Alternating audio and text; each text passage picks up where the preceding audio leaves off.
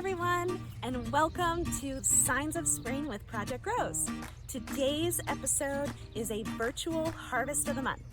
My name is Laura, and today you are going to have the opportunity to learn about the harvest of the month vegetable, guess what that vegetable is, and you're going to see how it's harvested and how it's prepared in the kitchen. And then you can give it a try in your kitchen at home. But first, we are going to start with a breathing exercise. Let's do a breathing exercise focused on letting go of things that are no longer in our life or we no longer need to be worried about at this time. So we're just going to inhale, bring our attention to something, a smell, a sound, a feeling, whatever you like. And then as we exhale, we'll let that thing go out through our breath. Imagine pushing it away. Let's take an inhale. Bring all of your attention to one thing. I'm noticing the wind right now. And then exhale, let it go. One more time, let's inhale. Notice something, noticing a tightness in my chest. Then as you exhale, let that go. That was our exercise for today. It's time now to start our Harvest of the Month lesson. Hi there, I'm Will, and I'm the Farm Production Apprentice here at Project Grows. This vegetable can be planted in either the high tunnel or the field. The plants we are harvesting today are in the high tunnel. The reason for that is to give them a little bit of a head start of growth over the ones in the field. We put trellis in because the plants like to climb for the sun. Can you guess what veggie this is? That's right, these are sugar snap peas. Which part of this plant do you think is edible? Well, it's this pea pod right here. You harvest the vegetable by snapping here at the stem just above the pea pod. Now, sugar snap peas are an annual, which means that we have to plant them every year. Here in Virginia, their season is from May to July, so your first harvest is a good sign that spring is turning into summer. Now, sugar snap peas are also part of the legume family, which means that they are relatives, actually, of beans and peanuts.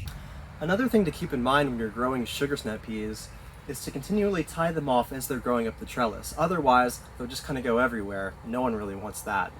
But once you get a full harvest, one of my favorite things to do is just walk through the garden and pick them right off the vine. Now that's good stuff. Hi again, friends. Clara here from Project Grows. Today I have myself a nice little bounty of sugar snap peas, freshly harvested from the farm. Now, sugar snap peas are plenty tasty all on their own, but I'd like to give you some recipe inspiration today so that you can fix your peas up however you'd like using whatever ingredients you already have on hand.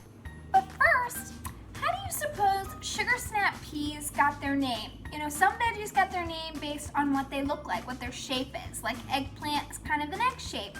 I think sugar snap peas might get their name based on what they taste like and what their texture is like. I think maybe their name is an indication for what we might experience. So we should give it a taste. But before we do, just want to say that you can eat the whole pod. Just like you do with green bean, you can eat the whole thing. So here goes.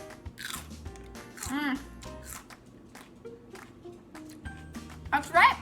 It's pretty sweet. You might even say sugary sweet. And it's got a great crunch to it. It snaps in half. I think that's where it gets its name. Now, when you cook sugar snap peas, just like when you cook other veggies, cooking them does change their flavor a little bit and also changes their texture a bit too. So when you eat them raw, they're really crunchy and they're very sweet. But when you cook them, they become a little bit less sweet and they get a little bit softer, so you may not hear that crunch quite so easily. I like to munch on raw peas just as they are, or to dip them in a little bit of hummus or some homemade ranch dip. But I want to show you a few dishes that I whipped up using my sugar snap peas. Here I fixed a stir fry using some carrots that I had in the fridge and some scrambled egg, and there's some onion in there and some white rice, or you could use brown rice, and then of course our sugar snap peas. I also added just a few dashes of soy sauce and a bit of oil. Now, you could use whatever veggies you have on hand, and you could also add any additional seasonings like red pepper flakes for a little bit of spice if you wish. Now, the second recipe that I prepared was a super quick and easy veggie bean salad. So in my salad, I added some chickpeas and some radishes, obviously our sugar snap peas, some onions, and I made a very quick herby lemony vinaigrette, but you could always use any kind of vinaigrette or salad dressing that you already have in the fridge. Thanks for joining us for our Harvest of the Month episode featuring sugar snap peas.